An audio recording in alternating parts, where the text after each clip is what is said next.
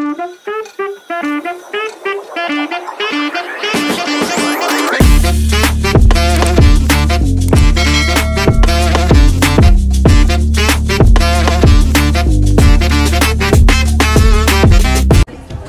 nandito kami ngayon sa Nissan. So, kaka-vlog ko lang dahil finish na yung ano namin, yung mga sayaw dito sa sa barangay. So, nandito kami sa Nissan dahil magkukuha kami ng sasakyan. Sa kuya ko to. Yung asawa niya, kakarating lang galing UK. So, kukuha kami ng sasakyan dito. Navara, color white. Ay, sana all. Ipapakita ko sa inyo guys kung ano yung ano. Kung ano ang sa loob niya. So, nandito lang kami, guys. Yan ang sasakyan na kukunin nila. Calibre.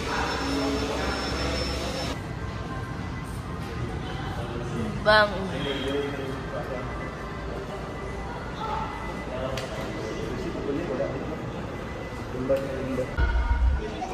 So, sobrang ganda yung ano lang, guys. So, may charge pa dito. Pwede ka mag-charge dito. At dito ang aircon.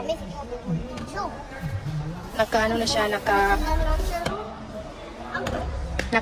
kuha na siya, naka-leader na. Sobrang ano, malaki yung ano niya, yung screen. So, katas ng ano ito guys, katas ng OFW. Ay, nako. Sana all na lang taaning na ingon ani, no? Sana all na ingon ani. Navara. Mangawat ka ko, no? Para makaingon ani ko. Mangawat para makaingon ani. Ano sa plano ninyo, guys? Mangawat.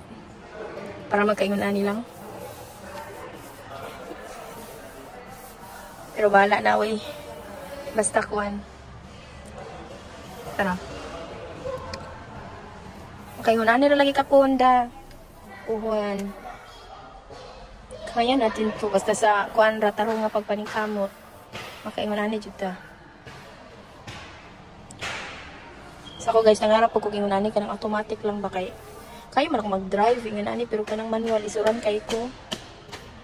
Sige kasi dako ka siya kuan. Hindi kaya ang lingkuranan. Tadaan! Maliod to di ay tumog ko na may ikot mo.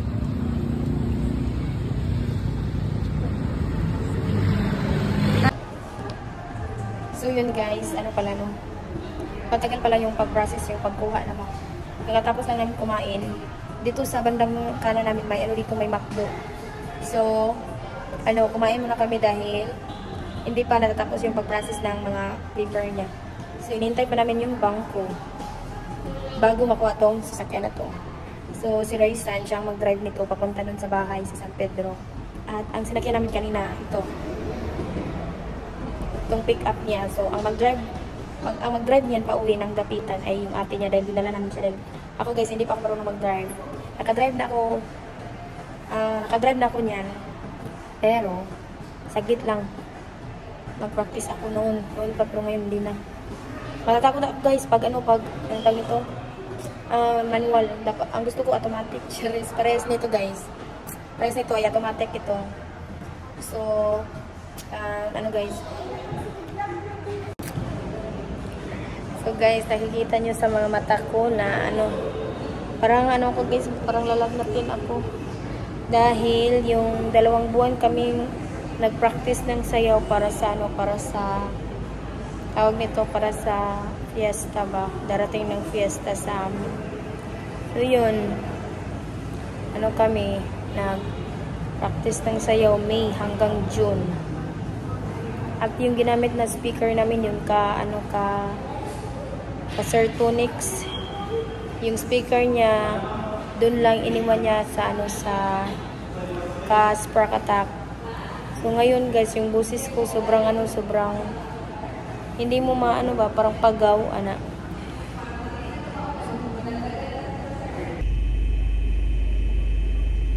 So guys, pumasok ako dito sa loob ng sasakyan dahil ano, inaantok talaga ako guys, sakit ang ulo ko.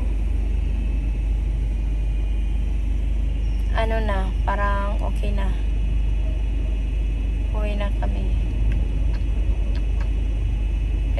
dito muna ako sa second dahil ano, naantok talaga ako guys. Ang din tagbulad ani. So guys, nauwi na kami dito sa bahay. So bumili kami ng ganito, kinasun. At ako ay magluluto. Ito yung ulam namin guys. At may ano dito, may gata. So magluluto ako ngayon.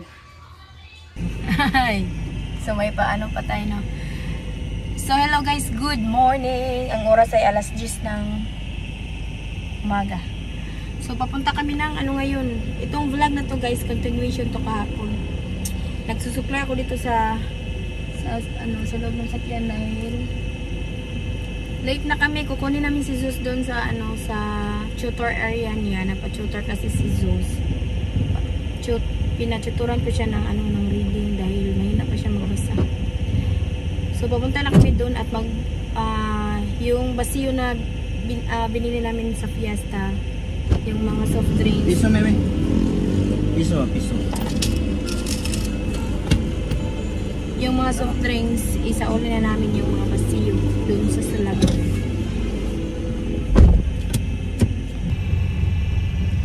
Sayo kayo sila nagpa-flaglets kay Fiesta Mandaydari. July mapon is si Senior Santiago. Bulan. Karong bulan na July. Pero ginyos beto ila ang simbahan luoy kaayo. Di po tulalim tulan na mo. Lagi. Yung simbahan dito sa guys, sa Dapitan.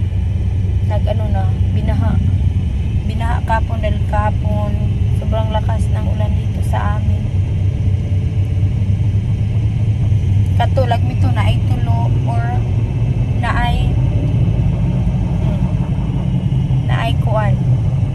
Na ay kumbaga kana bang agyanan sa tubig ka ba? No? Kana man murag mabara kay siya, murag masudlan sa tubig. Nag-ana lagi. Ang nanimbago kay So guys, continue ko yung sinabi ko kanina. Kanina kami ni Zeus na kinuha namin siya dahil nagpa-tutor siya doon sa Dapitan.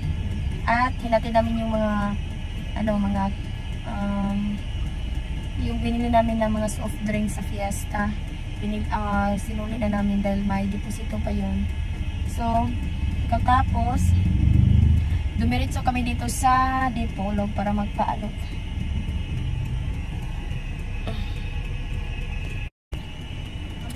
Nakat na po na itong istorya kay nanawag si Konsihal sa San Pedro. Nanawag kay na ituyo. So mo to siya guys, nagpaalok ni Zeus. Iyang dada to pa dito sa sulod. Papaluman. Gikan ko dito sa kuan nangita ko ng kay ko. Nagbayad na diyan. So kapoy pagka madugin sa mga tingog nga pagaw pa jud kay ko guys, as in ang amo ang practice among sayaw may tamang June. June 29 na mo final of 28 ba to 27 to. Ang last na mong pagsayaw-sayaw dito sa kuan. As in guys, grabe ka kapoy, first time na akong magmuna na. Nakatry ko gina na sa guys, dalagap ako. Apil ko active ko sa mga youth sa una sa amo sa motibot active jud kay ko mga ingon ana. So nabalik ko karon lang nga naminyo na ko ba. So lahi ra jud kayo na jud diferensya. Na jud diferensya maminyo o maminyo dalaga. May kalahian na talaga. So ngayon guys, anito ko kami sa Dipolog alas 12 na gutom na naman ako. At kahapon busy kami kahapon dahil punta kami ng Nissan. Makikita niyo sa video na to. First video ko makikita niyo doon kami sa Nissan kahapon. Yung kuya ko kasi ganito 'yon. Yung kuya ko kasi kumuha sila ng sasakyan sa Nissan. Dahil kakarating lang ng kanyang ang kanyang asawa. Galing UK. So, yung pag-uwi sa kanyang asawa dito ay emergency na pag-uwi dahil yung papa niya ay ina-admit dito sa Zanorte dahil may mild stroke. At mga ilang days na lumalipas, yung yung kanyang kapatid na babae, yung close friend niya na babae, na inaatake na naman. At ang nakano sa kanya, yung utak niya may blood, nagda-bleeding ba sa utak niya.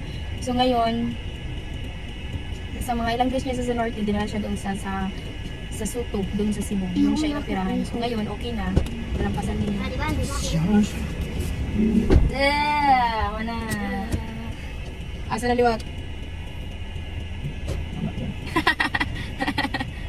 Okay, continuation. Putol na pa itong continuation. Kaya na na interrupt.